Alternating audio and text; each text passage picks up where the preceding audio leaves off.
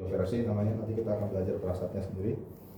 Ada kalau kardioversi itu yang kejut jantung, atau defib juga sama, kejut jantung juga, cuman kardioversi itu dosis listriknya atau joule-nya itu lebih kecil, lebih sedikit. Tapi meskipun itu juga akan menyebabkan nyeri yang cukup ya, dan apa namanya ya, yang nggak nyaman gitu ya. Sehingga pasien harus harus disedasi dulu. Sedasi itu dikasih obat penurun kesadaran gitu, kayak bikin obat ngantuk gitu, kayak obat bius kayak gitu. Biasanya pakai midazolam. Nah tentunya meskipun seperti itu kita juga tetap komunikasi dulu, komunikasi standar ya, komunikasi dasar. Baik Bapak, di sini saya akan melakukan pemasangan selang ya Pak. Nanti langsung masuk ke paru-paru untuk oksigenasi. Nanti mungkin akan merasa sedikit nyaman ya Pak ya. Kalau begitu bisa saya langsung mulai ya. Kemudian kalau misalnya di IGD kita kasih sedasi dulu, dia sudah mulai penurunan kesadaran, kemudian kita cuci tangan, siapkan alat ya. Kemudian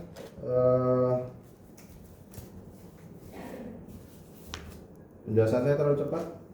Enggak ya? Di buku juga ada saya rasa, sambil bisa dilihat ya. Nah, kemudian sebelum itu kita pastikan dulu pasien ini sudah atau memang benar-benar mengalami depresi pernafasan atau tidak ada nafas spontan ya. Kita cek dulu ya, masing-masing lobus. Oke, sudah dipastikan tidak ada nafas spontan misalkan ya, atau ventilasinya sedikit ya, atau hipoventilasi. Nah kemudian kita kita pasang perak dulu ya. Ya tentunya kalau misalnya ini ya steril ya harusnya steril. Dan biasanya kalau di OK ataupun di IGD ataupun di ICU ya, dalam pemasangan ini biasanya ada asistensi, ada yang bantuin gitu, yang sendirian. Cuman karena ini nanti tujuannya untuk keterampilan individu ya, nanti akan diproseskan juga, kalian harus bisa melakukan sendiri gitu ya. Nah kemudian sebelum itu kita cek terlebih dahulu ya, kita anggaplah ini misalkan masih di dalam kemasan, misalkan masih dalam bungkus. Oh ini aja deh, ini masih ini dikeluarin. Misalkan ini masih di dalam kemasan.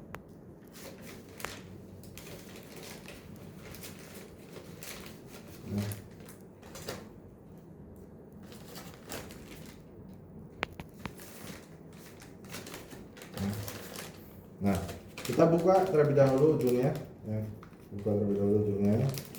Kemudian kita cek gelembung apakah ada kebocoran atau tidak ya, kita cek dulu gelembungnya. Nah, di sini kita cek oke, masih bisa menggelembung, tidak ada kebocoran. Nah kemudian kita sudah pakai set steril ya, kemudian kita buka yang bagian stilet, kemudian kita masukkan seperti ini ya, masukkan.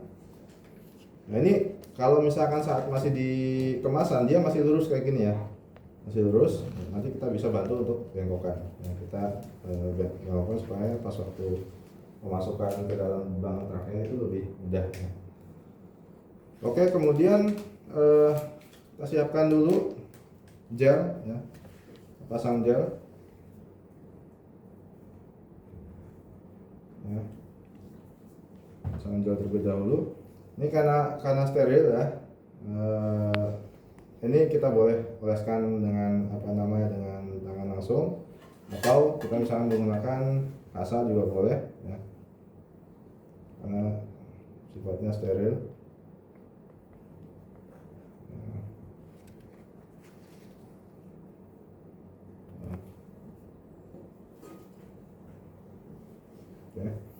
Nah kemudian ini bisa ditaruh terlebih dahulu, atau misalnya kalau ada asisten ya bisa disiapkan asisten terlebih dahulu ya bagian ini ya. Kalau misalnya memang nggak ada asisten ya kita cari tempat yang steril gitu, sehingga nanti ini bisa itu. Nah kemudian kita siapkan ya, ini namanya laringoskop tadi. Nah Ini kita buka dulu, yang kita cek dulu, oh nyala. Oke, kemudian kita buka bagian mulut si pasien karena keras ya. Ketika orang nggak sadar gini kan, apa mungkin gini ya. Meskipun nggak menggigit kayak gini, tapi kalau misalnya gini aja pun dibuka cukup keras, ya, karena membuka rahang gitu. Nah, kalau misal posisi kalian kayak gini, bukanya kayak gini, itu susah. Bahkan cenderung sakit nanti tangan kalian dan berat. Nah, sehingga bukanya kayak gini, ya sudah diajarkan tentunya ya, finger cross ya atau cross finger, gini atau gini, boleh terserah mana aja. Nah, jadi ini untuk dorong gigi atas, ini dorong gigi bawah. Karena ya pakai tangan kanan, ya. Oke. Kemudian ini dimasukkan ke dalam, ya, masukkan ke dalam. Ya. Nah, kemudian lihat lubang trakea. Nah, membedakan lubang trakea atau esofagus kira-kira gimana? Oke, saya tanya dulu. Ya, sebelum kita lanjut, lubang trakea dan esofagus itu posisinya gimana? Jajaran kanan kiri atau depan belakang? Kira-kira?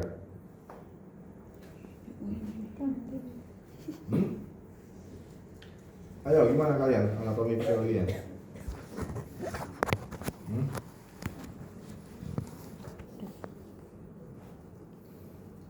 Kanan kiri atau depan belakang?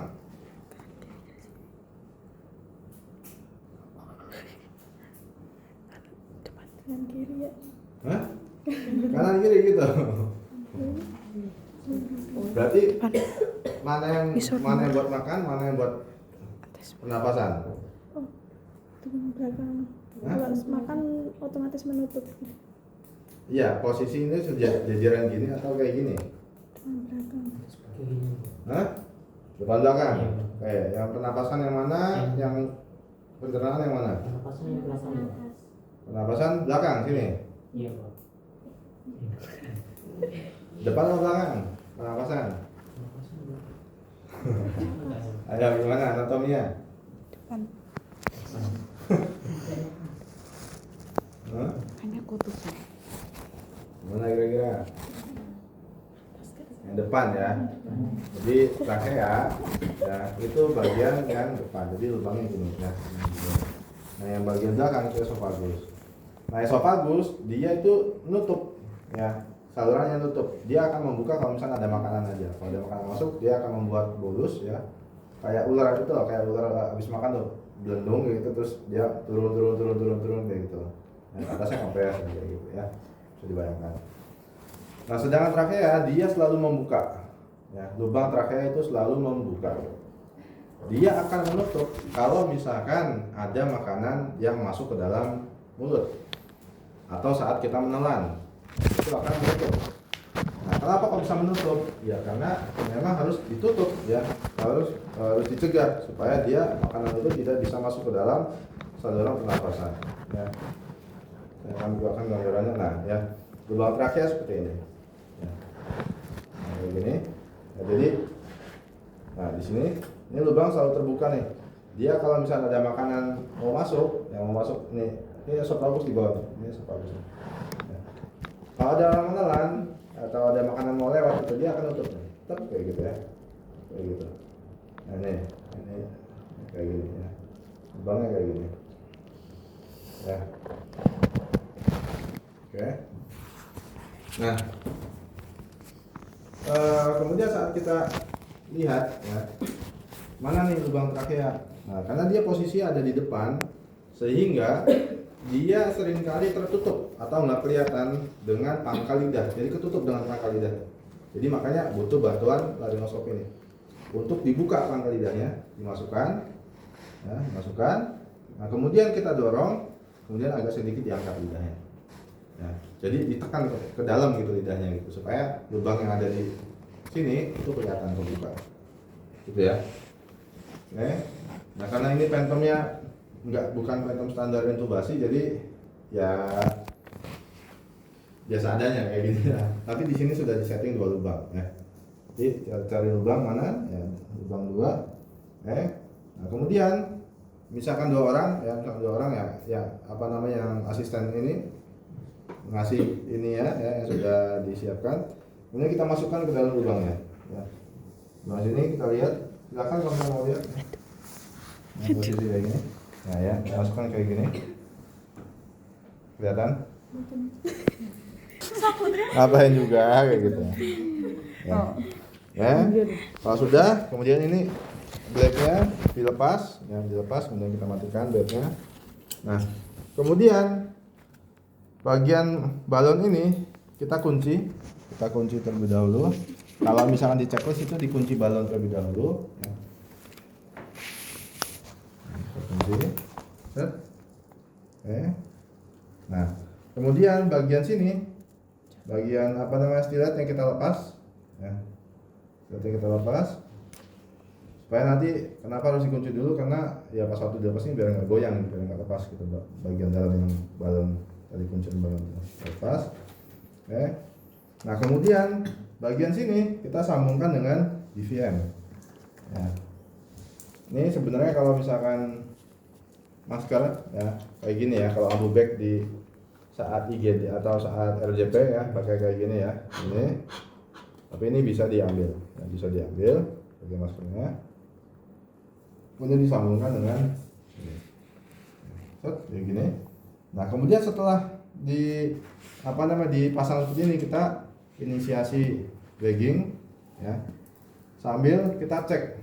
Nah kalau misalnya ada asistennya, yang asisten bisa diminta untuk tetap bagging ya, hitungannya 5 sampai 6 detik sekali ya. Sambil kita cek. Nah, ini 1, 2, 3, 4, 5. 1, 2, 3, 4, 5. 1, 2, 3, 4, 5. Gitu ya. Boleh nggak kayak gini? Ya, nanti paru-parunya kembung nanti ya. Jadi ya nggak usah buru-buru lah. Ya kalian aja kalau nafas terengah-engah kayak gitu kan, cepat kayak gitu kan nggak enak ya, nggak nyaman gitu. Napasnya gini, pasti nggak nyaman ya. Sama pasien juga, dia makanya butuh napas yang pelan-pelan juga ya, pelan-pelan saja. Nah kita cek tadi apakah udara itu sudah masuk ke dalam paru-paru, baik di lobus kanan, kiri, lobus atas ataupun bawah ya. Cek. Ya. Oke, misalnya sudah pas, sudah masuk misalkan. Nah, sembari ini tetap lanjut, kemudian ada yang membantu untuk fiksasi bagian sini. Ya, ini fiksasi menggunakan plaster. Ya.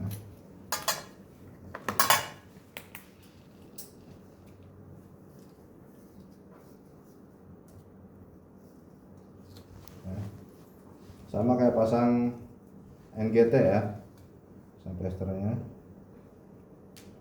Ya. Tetap ini pasang, jadi kupu-kupu pasang seperti ini, kemudian menyiram.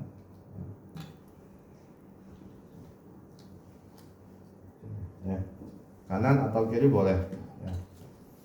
Sambil ini terus jalan, ya, kemudian kita sambil melihat monitoring apakah ada base meter yang dipasang itu, apakah saturasi oksigennya sudah meningkat atau belum. Nah salah satu indikasi dipasang ini juga kalau misalnya saturasi oksigennya itu rendah ya, di bawah 80 itu harus wajib pasang ini. Ya. Oh lupa malah, ini masuk ada iniannya, kita sambung dulu dengan oksigennya,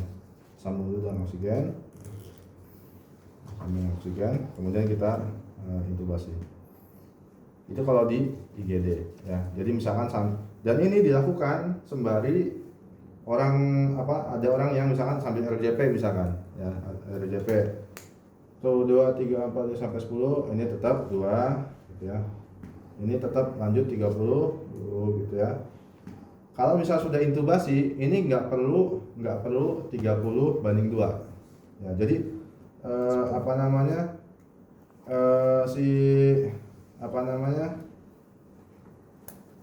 Oh, tetap nih, tetap. Jadi tetap 30 banding 2 ya.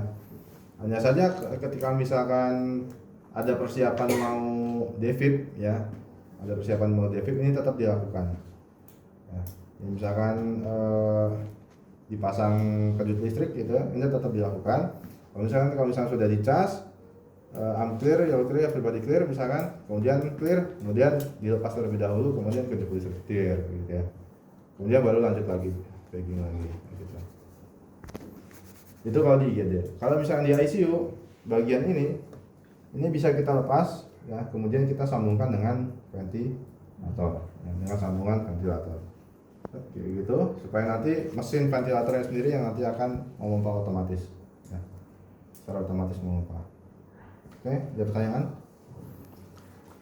Pak, kira-kira ada bikin cedera nggak bagian trakea? Ya itu resiko ya, resiko atau apa namanya komplikasi yang sering terjadi atau yang ya kemungkinan akan terjadi.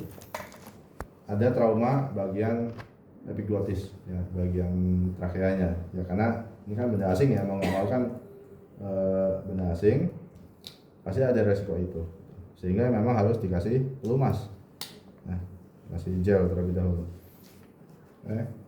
Gimana kalau misalkan pasien tersedak? Gimana kalau pasien tersedak?